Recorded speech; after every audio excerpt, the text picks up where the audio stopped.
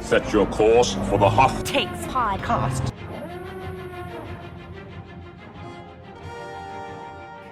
Hey everybody, welcome to Hoth Takes. I'm Eric Geller. I'm Grace Seegers. And I'm Haley Bird-Wilt. And this is our introductory episode. We're going to spend a few minutes talking about why we're doing this show and also who we are on the off chance that you're not one of the 7 friends we convinced to listen to our new podcast. So let's start right there. Who are we? So I guess I'll go first. I am, as I said, my name is Eric Geller. I'm a cybersecurity reporter at Politico. You may have seen me on Twitter. I love Twitter. I can't get enough of it. And I also love puns. So those are a few things to know about me. This is Grace. I am a reporter, politics reporter for CBS News. I have a cat named Pumpkin who is consuming all of my life right now. I, too, am addicted to Twitter, but unlike Eric, I hate it. And so it's really just kind of a dark relationship I have where I can't get enough of it, but also hate being on it. Yeah, I mean, I'm very much in the same boat, Grace. Which I would note that we did, a lot of us, I think all of us met over Twitter. That's right. Yep. We did, yes. Yeah. Reporters spend too much time on that godforsaken website. Actually, Haley, there was one time where we were both at an a event conference. together.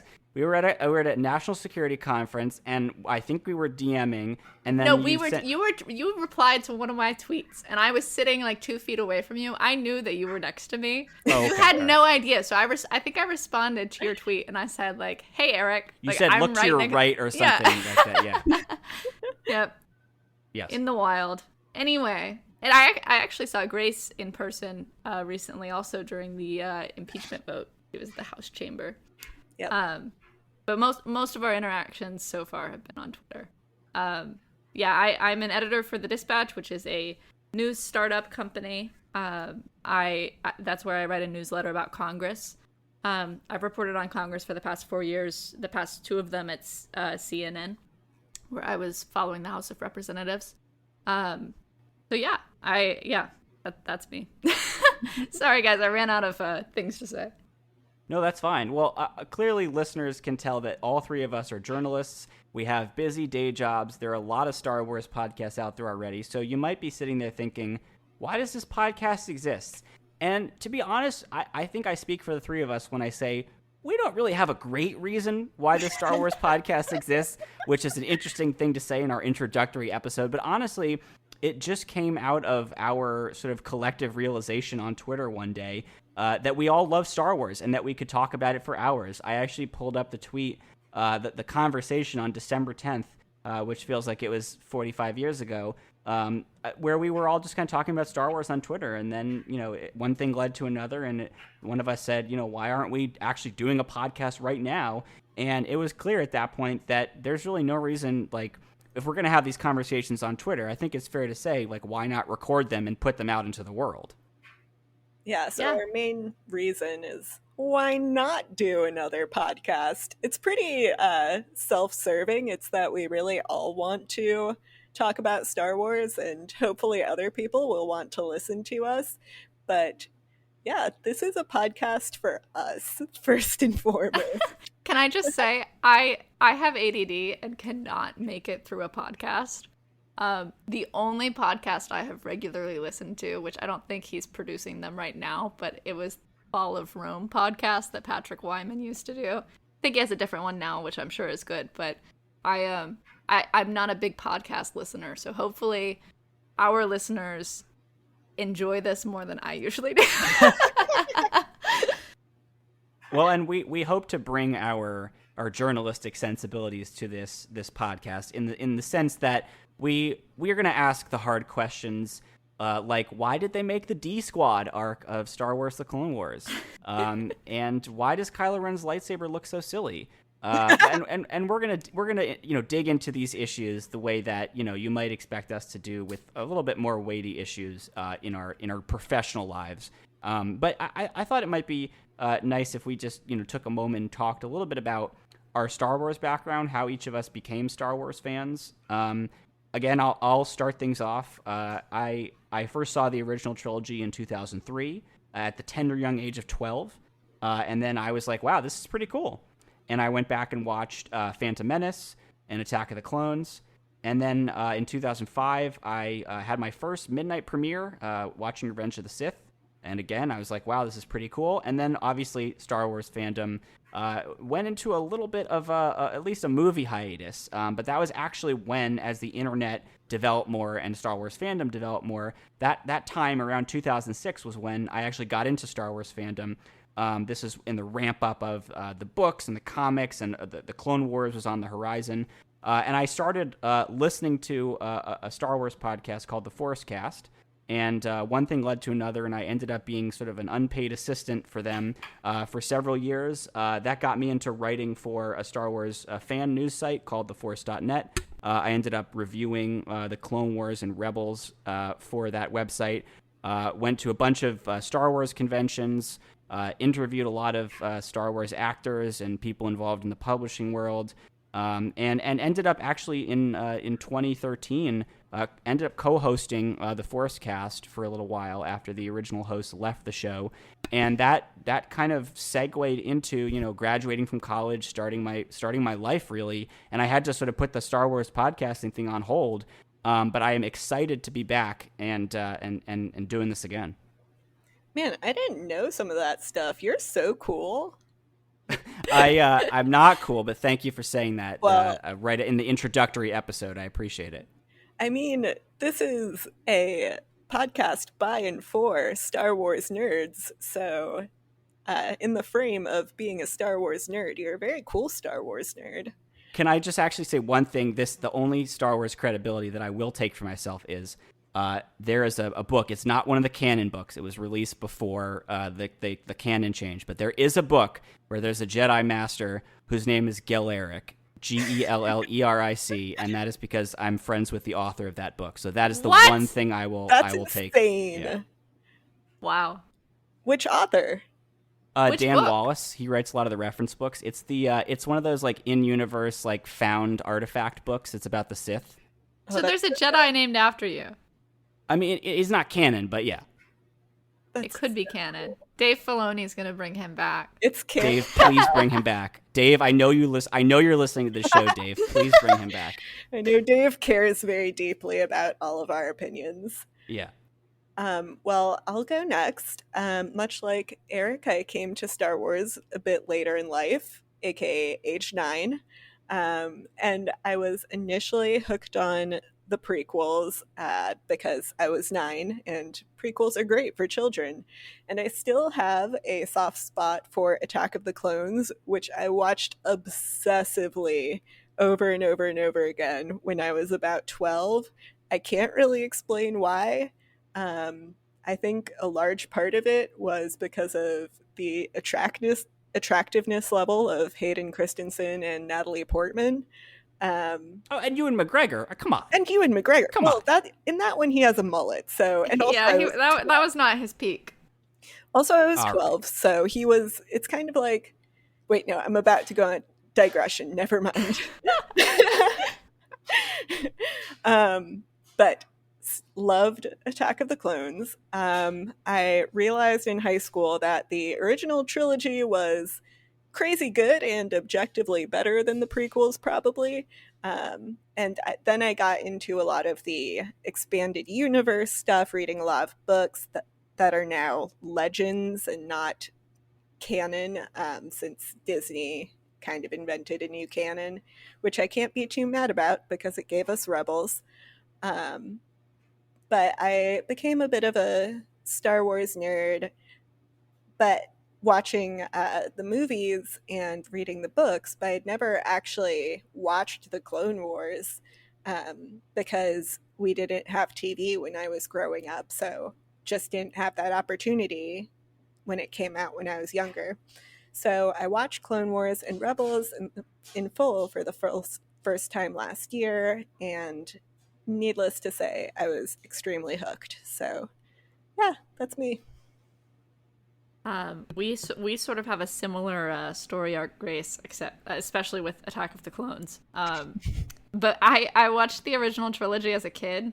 Like, I was very young, and I still remember my little brother, who was like a toddler at the time, was like, it was revelatory for him. And I still remember him standing like 2 inches away from the TV screen while he was watching it. He stood there just like entranced the entire time. It was awesome. And one of my like firmest memories of that is the trash compactor scene in A New Hope. Like that is just like the moment from my childhood when I, first watched Star Wars. But I was a kid, and of course I loved the prequels more. Like, we watched those obsessively and over and over again.